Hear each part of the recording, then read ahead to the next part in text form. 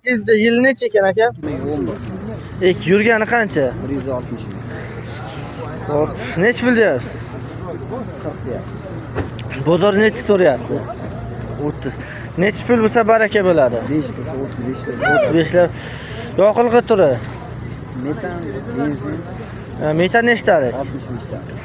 Hadavoy, motor, kraskan. Petnolari bor, lekin kraska joyi yo'q. Motor hadovoy zo'r. Motor hadavoy zo'r. Ishga tayyor. Ishga tayyor. Xo'p. Telefon raqamlar.